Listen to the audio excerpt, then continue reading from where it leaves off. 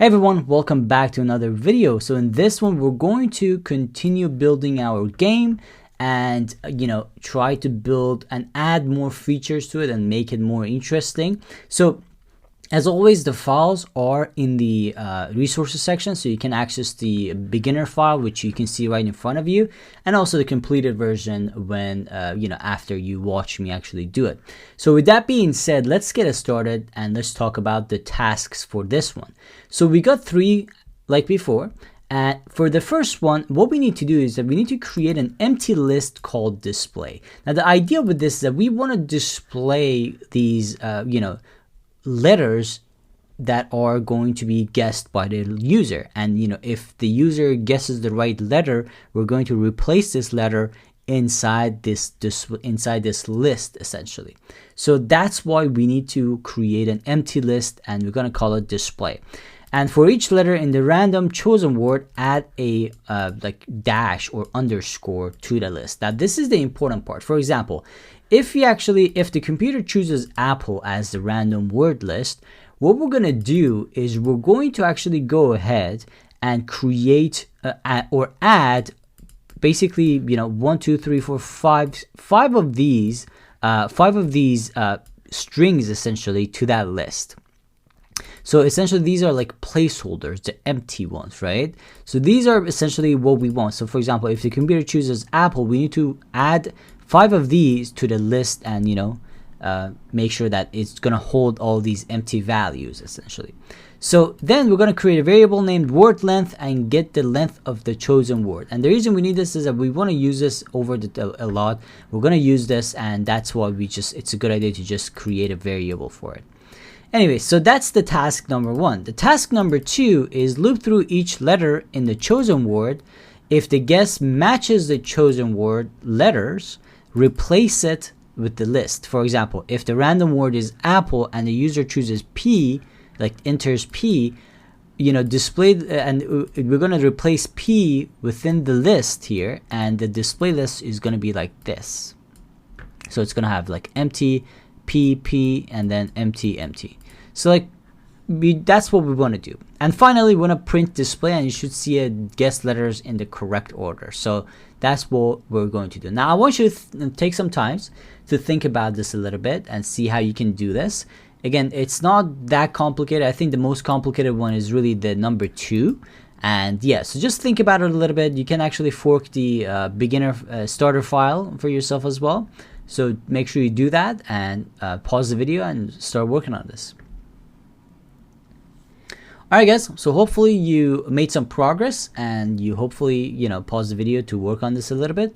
But either case, we're gonna start building this and you will see it in action. Alright, so if you want to correct some of your mistakes, or you just want to see me build it and then do it for yourself, either way that works. So with that being said, let's get started. So the first thing we want to do is we're going to solve this problem. Alright, so I'm just gonna do it right below the description. All right, so I'm just going to say display. So that's the first one. Right? We're going to create an empty list called display. So we're going to create a variable, name it display, and we're going to we'll do a close and open and close bracket. So essentially that's an empty list, right? So that's basically what we're going to do. That's the first thing. All right, so the second thing is we're going to do well, let's actually do this one, the variable word length first. So I'm just gonna replace this right there. That's just better that way. So again, let's do the word length variable. So I'm just gonna copy this real quick, and we're going to find, again, the idea here is to choose the length of the word that the computer has chosen, right? So if you remember the length function, or len, that's how you do this, right? So len, and then we're going to say chosen word, and there you go. So just like that, we're going to get a variable, and it's going to carry the number, the length of that word essentially. All right, so the last one, for each letter in the random chosen word, add a an empty spot to the list essentially. Now there are a few ways to do this, by the way. Okay, at the moment, at the top of my head, I remember 2. And again, this comes down to your programming style and how you kind of think and solve problems in a sense. So that is really, really up to you. All right, so the first way to do this, you can obviously, we're going to use a for loop. Again, we're working with a list, so you definitely want to use a for loop, right? So we're going to use a for loop, and we're going to say for letter in chosen word. We're going to say display plus equals this string. So here's what's happening. So what we're, well, this is wrong. Display. There we go. So what is happening here? That we're saying that take a look at the chosen word and define a variable called letter.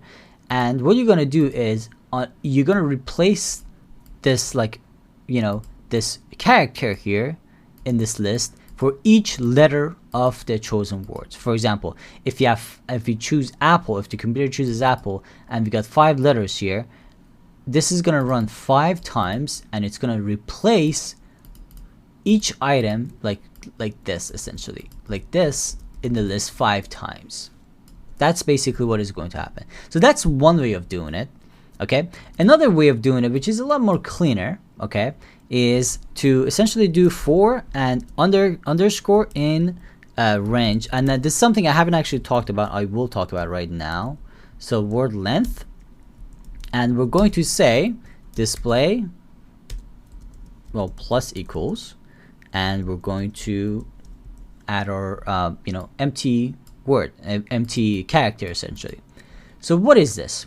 So what we're doing here is that we're pretty much doing the same thing, but instead of using the, you know, using the chosen word and just going through it over and over, like going through every letter over and over, what we're doing is that we're essentially like getting the range, or like the word length, right, immediately, and we're just adding this, like this empty space each time.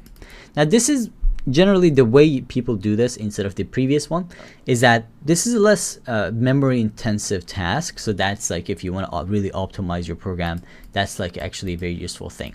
But anyways, it's just like, you know, it does this 6 times and or like 5 times, whatever the length is, and you're good to go. Now one thing that we did that you haven't seen before is this underscore. Now the idea with this underscore is that this is essentially what you use if you don't want to define a variable. Okay, so if you don't want to like define, for example, in the previous one we had like 4 letter in chosen word, right? If you don't want to do that, what you do is just use an underscore, and it's just gonna like not define a variable. That's the whole point of this. But yeah, again, either way works, but in my case I want to go with this option. All right, so task number 1 is finished. Now task number 2 is, in my opinion, the most complicated one. All right, and the reason for it is because obviously it is a, you know, it's a bit of a, you got to think about this a little bit. All right, you got to think about this a little bit, and you got to think how you can actually achieve something like this. So we're going to loop through each letter in the chosen word. If the guess matches the chosen word letters, replace it. All right, so let's think about how we can do this. The first thing we want to do is we're going to get a position. All right, so we're going to use a for loop, and we're going to say for position in range, and we're going to use our word length. Okay, let's pull up the word length. Here we go. And what we're going to do first is we'll define a variable and call this letter. All right, so let's actually do this. Letter equals chosen word position. Now what is this? So if you think about it, what we're saying is that we want to like get that letter, this variable letter equals the chosen word's position, that particular that particular letter in the chosen word, the computer's chosen word, right?